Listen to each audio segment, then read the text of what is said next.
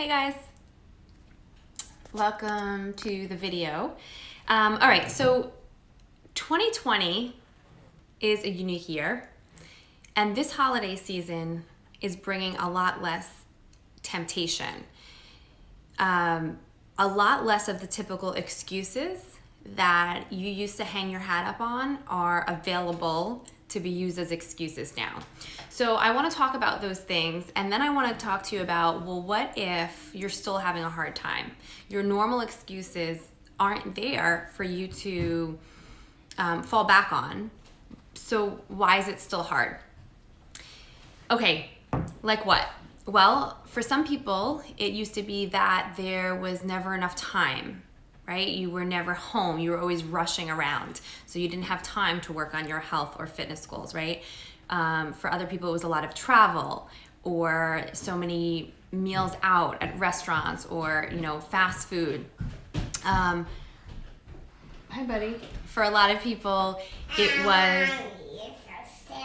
You're so silly. You like my antlers? For a lot of people, it was, the excuse was lack of time or too much temptation. For the holiday seasons especially, think about all the holiday parties, right? The punch bowls, the Christmas cookies, all the normal things that tempt us. You're spiking up your hair? Mm-hmm. Well, guess what, guys? Here we are in 2020, and we had almost a full year, and now we're in the middle of this holiday season with a lot less of that temptation, with a lot more time for most people, with a lot more time at home, and you know what else? With another really big reason to work on your health and fitness goals, right? Because we see how much it impacts other things other than just aesthetics. So how come no, honey, let me talk for a little bit first. How come not everybody is how come not everybody is managing to make progress on their goals right now? Well, I think what a lot of people are finding is those excuses that they thought, the lack of time and all the travel and all the hustle and bustle and temptation wasn't really it after all. That was a good excuse, but a lot of times for a lot of people it is bigger than that. It is emotional. You're shaking the camera. He's jumping rope over here. A lot of times it is, it's emotional eating. It's a habit. It's something that you've done for so long. You can't even imagine sitting down at night to watch TV without a snack in your hands, right? You can't imagine feeling bored or wanting to procrastinate or feeling like you need a break without some wine or some chips or some ice cream, right? It's this emotional thing, and it becomes a habit, and it's just sort of all rolled into one. So this is why people now are getting really, really frustrated. This year, I'm seeing such a shift in so many ways, but specifically in this health, nutrition, fitness space, I'm seeing such a shift with people because it's eye-opening, isn't it? When you thought all of these years that these were the things that were obstacles for you. Jingle bells, jingle bells. And now all of those excuses have been removed, and what are you left with? Well, you're left with the truth, and you're left with having to examine what's really going on. No problem there. I want to talk to you guys a little bit about emotional eating. You're so silly. Emotional eating and about overeating and that innate desire inside of most of us. It's a survival mechanism. Those who could overeat and store body fat really well are the ones that survived, right? Your ancestors, my ancestors. We're all here because somewhere in our genes was the ability to have a great appetite, to eat tons of food, to store it really well as body fat. My body stores body fat really well. If you guys don't know, I used to have PCOS, I used to have prediabetes and hypothyroidism. All of those conditions make somebody's body really good at storing body fat. I've overcome those conditions naturally, thank goodness, knock on everything. But that's still the way that my body wants to go. So it's still something that I need to focus on. But very nice. My body likes to store body fat. And maybe you can relate. And if that's you, let's first acknowledge the fact that it served us well at some point, right? Because we would be able to store store body fat, and then when we'd have a famine, you know, our ancestors, we'd be able to survive that time period. So it is in us to be able to do this. It is in us. The other thing about emotional eating, stress eating, overeating, binge eating, you can call it by whatever term you want to, is that it is such a productive person's vice, I would say.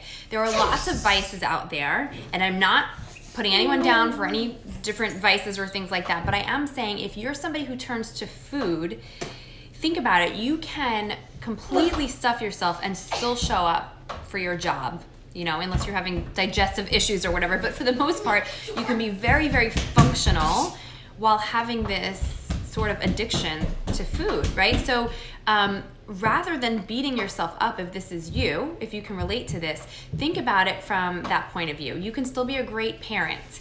You know, you can still get things done that you want to do. You can still drive safely on the road, right? There's all those benefits, you could say, to using food to cope with emotions. It's not the worst thing in the world to do.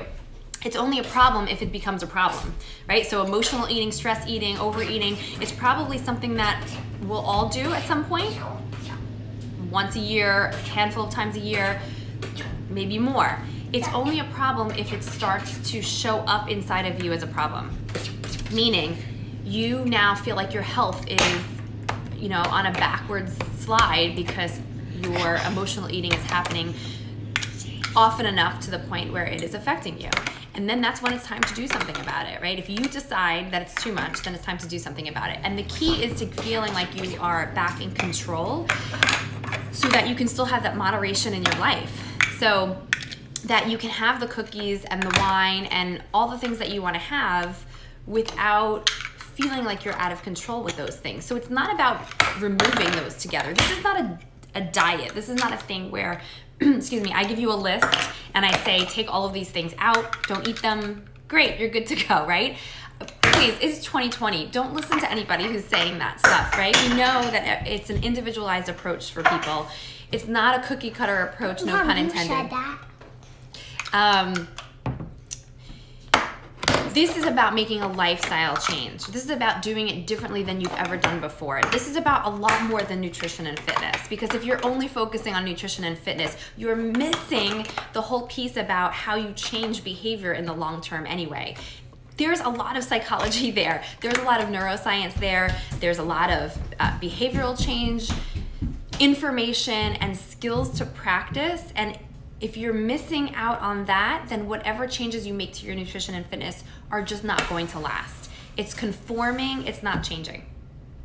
So if here you are in December going through the holidays, and in the past you've been one to say that the reason that you feel, you know, out of control, or the reason that you put on 10 pounds every December, or whatever it is for you, the reason that your blood sugar and blood pressure goes up every year, you know, this time of year, if you've been saying it's because of all the holiday parties, when I come into a video with you guys, it always means like 30 minutes of cleanup afterwards.